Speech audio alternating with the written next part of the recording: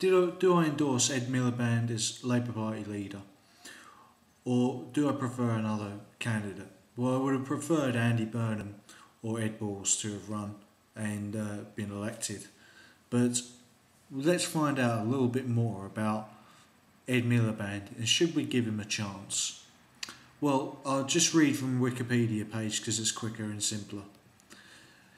He was born in 1969 as a Labour politician who is currently leader of the British Labour Party and leader of the opposition in the United Kingdom. He has been a Member of Parliament for Doncaster North since 2005, served in Cabinet from 2007 to 2010 under Gordon Brown. Born in London, Milliband graduated from Oxford University and London School of Economics. So those are good standing points, for me anyway. Becoming the first Labour Party researcher and rising to be one of Chancellor Gordon Brown's confidants, he was appointed chairman of the HM Treasury Council of Economic Advisers. Milliband was elected the Member of Parliament for South Yorkshire constituency of Doncaster North in 2005 general election. As Prime Minister Gordon Brown appointed Milliband as Chancellor of the Duchy of Lancaster and the Minister of the Cabinet Office in his first cabinet in 2007. Milliband was subsequently promoted to the post of Secretary of State of the newly created Department of Energy and Climate Change, so he would have had some contacts with the oil companies there, certainly.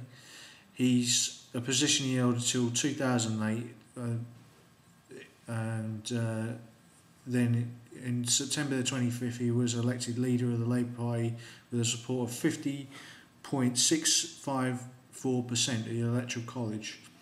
He is the son of Marxist theorist Ralph Milliband and the younger brother of David Milliband.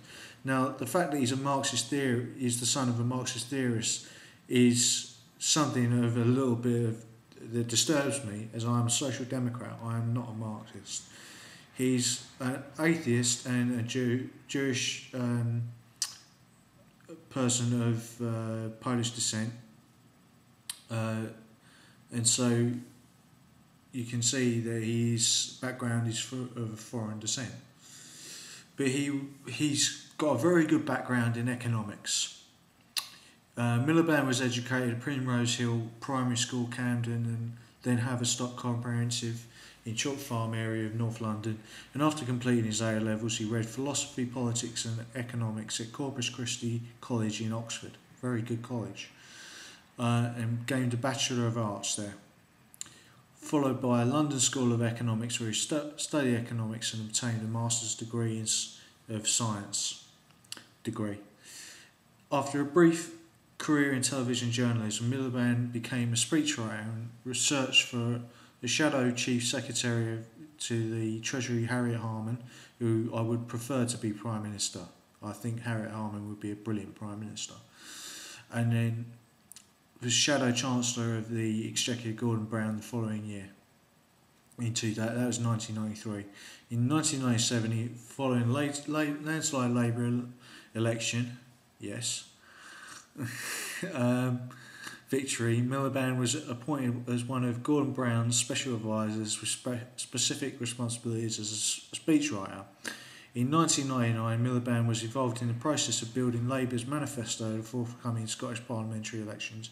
He was spotted leaving the Labour Party headquarters in Scotland on the night of a key policy meeting that was held involving Scottish Secretary Donald Dewar and senior party officials to consider the party's election strategy and details of Labour's manifesto. As a result, Milliband resigned from his post as Special Advisor of the Treasury to work on the Scottish election campaign. So this guy is an operator.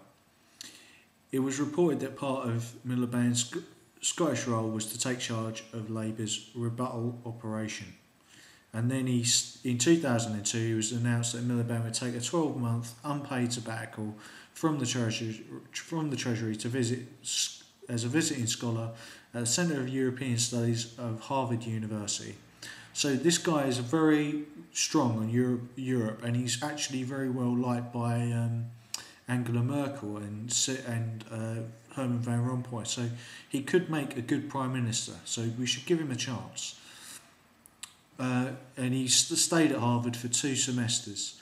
He spent his time at Harvard teaching economics and stayed there after September 2003 teaching a course called What's Left? The Politics of Social Justice. So very good on communities. It's looking better for Ed Milliband, isn't it?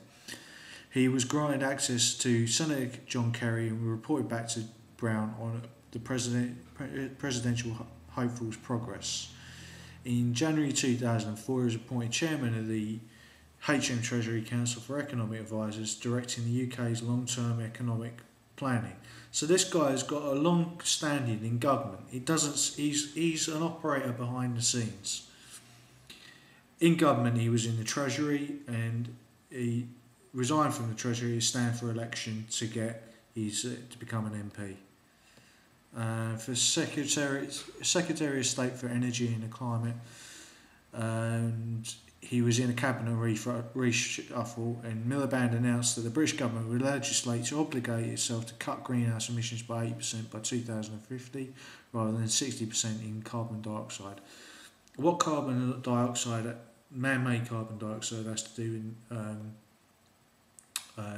the greenhouse effect which is real, is not quite certain, but let's give the guy a chance, I think. He's married with 1 child, and he seems to be an alright guy, so let's give him a chance. Okay, thanks for listening. So just so that you find out who the politicians are that you're going to vote for, instead of just voting without thinking about it. I know that's not my subscribers, but people out there may have just have done that. I know I've done it in the past. I even voted for William Hague to keep the pound when I was for doing that. But now I'm firmly for the euro. I've changed my mind on quite a lot of things over the years. But anyway, peace. Thanks for listening.